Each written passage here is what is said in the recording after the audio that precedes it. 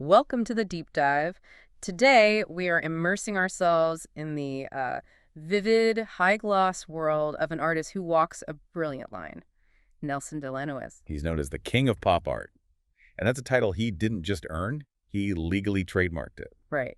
So we're exploring the strategy behind the style. I mean, how did one artist build this global brand by making art about money and celebrity and consumer culture?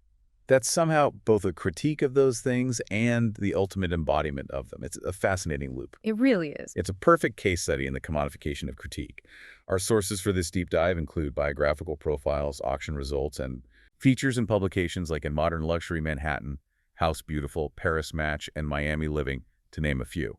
And our mission today is really to uncover how De La Nuez, who started as an outsider looking in, managed to master American iconography and build this whole business model around irony. Yeah, and for you, the listener, this is going to go beyond just his bright colors and witty phrases. We're going to get into his innovative techniques, like the famous art on the edge, and the key turning points that really catapulted him into the spotlight. Let's start at the beginning, because that origin story is the lens for everything else. De La Nuez was born in Havana, Cuba in 1959. And this is crucial. He moves to Southern California in 1966, so he's about 7 years old. And you have to imagine that 7-year-old gets dropped directly into the epicenter of mid-60s American consumer culture. Exactly. He's noted that in Cuba, television and advertising were sparse. Suddenly, he's just surrounded, overwhelmed by the saturation of American pop culture. The ads, the game shows. Music, the fast food mascots, everything. And as irony would have it, this would eventually lead him to his passion and his future. Having come such a long way, one might even say his destiny, he decided that world wasn't for him. He had bigger dreams. He traded in the company car, the six-figure paycheck, the comfortable world he built to take a risk and put it all in red, so to speak. De La Nuez got out of the rat race and used all his savings to pursue his passion full-time. And he described that transition as intense, like 18-hour days. 6 days a week for months on end, but that work ethic paid off very quickly. By the early 1990s, he's already gaining recognition for this unique pop art style that satirizes familiar and beloved imagery. His art was speaking to the emerging affluent baby boomers, provoking them to think and react emotionally. His early satirical pieces were instant sellers. Titles like Bus Ride to the Louvre, The Last Happy Meal, Jackson Pollock's Living Room, and Sunday in the Park with Exhibitionist, to name a few. He makes art that's both humorous and intellectual. And that is when Hollywood celebrities took notice of his exhibitions. The entertainment industry saw something fresh and exciting that had its own voice. And soon, his works were selling like candy. His humorous and biting commentary in his works resonated with people from all walks of life. After that, he decided he wanted to go bigger with his works and change things up. This led to a whole new chapter moving into his contemporary pop art, exploring the genres of commercialism and luxury in today's society. Okay, so that's the philosophy. But how does that actually translate physically, on to the canvas? Because when you look at a De La Nuez piece, the medium feels as decadent as the message. Absolutely. The signature style is a striking mixed media. His mixed media works utilize everything from acrylics, spray paint, oil pastels, drawings, and watercolors onto canvas, paper, and even wood. But the truly innovative technique we have to talk about is what he calls art on the edge. He started perfecting this back in 1994. Right, because most artists just treat the sides of the canvas as dead space. De La Nuez was really the first major artist to fully utilize all four sides, making them integral parts of the artwork itself. Which is brilliant, both conceptually and commercially. Conceptually, it's as consumer culture wraps around you, it's all-encompassing. And commercially, he's giving the high-end collector maximum visual density that signals maximal effort. If the theme is excess, the canvas itself has to express that. So what would you see on the sides? It could be related imagery, like vintage black and white ads, maybe casino chips if it's a gambling piece. It's labor-intensive luxury. But all this style doesn't automatically get you trademark status. Yeah. That came from a very specific, very strategic moment in 2009. Yes. 2009 was the absolute inflection point that cemented his title, the King of Pop Art. And it started with a really prestigious partnership. As one of the official artists for Warner Brothers' 70th anniversary of the Wizard of Oz film, they saw that his visual style, which is often nostalgic and a little surreal, was a perfect match for the movie. They commissioned 6 or 7 original pieces. And one of them, Ditching Dorothy, was actually made into a stamp. That's mass exposure combined with high art legitimacy. That set the table, but the main course arrived later that year.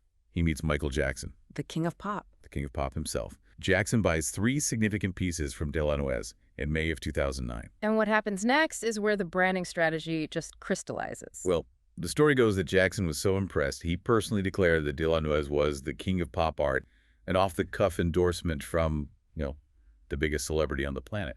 Who could have known that only 3 weeks after receiving the artwork, Michael Jackson would tragically pass away? And that event triggers a massive, immediate, global media frenzy. De La Nuez is thrust into the spotlight because the narrative is just irresistible. The king of pop buys art from the king of pop art just before his death. Right.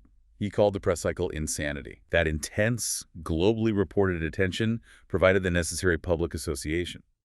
The press had already coined the nickname for him, which led to the legal trademark of the king of pop art. It was a brilliant reactive business move to lock in the identity that serendipity had created. And it also clarified a bit of art history confusion. De La Nuez is always careful to point out that Andy Warhol wasn't actually called the king of pop art. That's a common misconception. Warhol was universally called the Prince of Pop. A vital distinction. It means De La Nuez's trademark is uniquely his, linked to this modern story of celebrity and media virality. Which brings us to his global reach, because his brand partnerships show just how integrated he is into the luxury ecosystem he's observing. We're talking major collaborations. For instance, the luxury Swiss watch brand Corum partnered with De La Nuez to create a collection of 4 limited edition bubble watches, which completely sold out. Hermès commissioned him to create a satirical humor piece based on the iconic Birkin bag.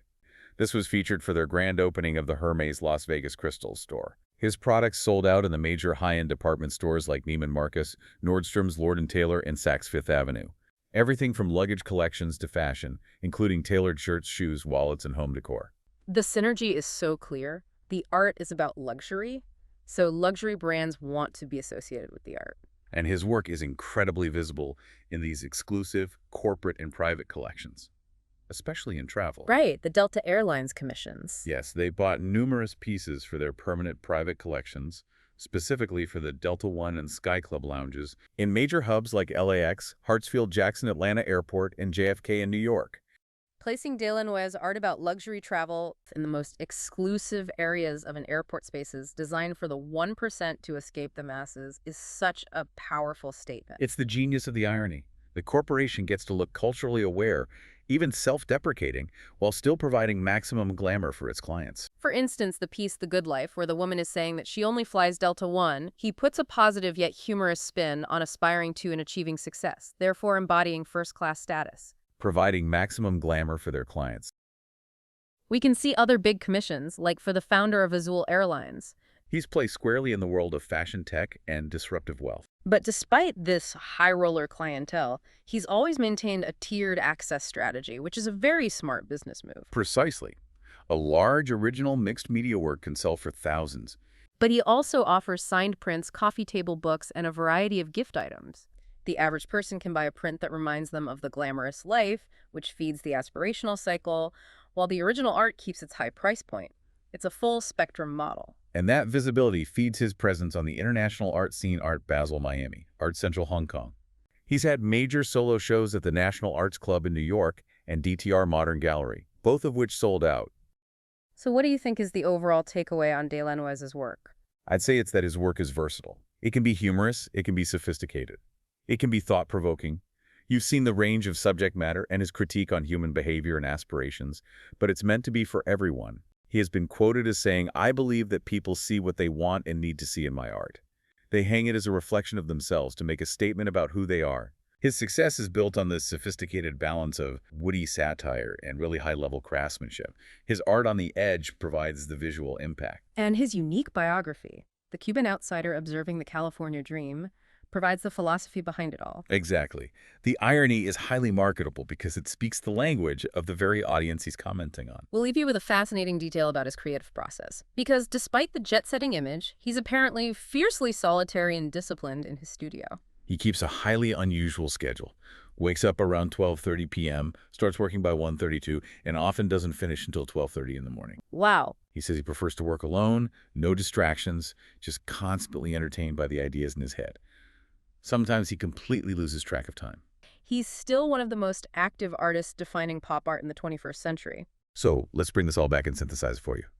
Nelson De La Nuez is an artist who successfully took that huge cultural shift of moving from Cuba to the U.S., internalized the language of American pop culture, and then translated the complexity of modern consumerism into art that is, well, it's accessible, it's funny, and it's visually stunning. He speaks the language of luxury while offering a sharp, witty critique of it. Exactly. And that successful translation is really what makes him unique. We've covered his unique origins, decoded his remix style, examined his core themes, and analyzed the incredible reach of the king of pop art. You are now fully informed. And don't forget to check out his website at kingofpopart.com. Right, don't forget that. Thanks for diving deep with us. We'll catch you next time.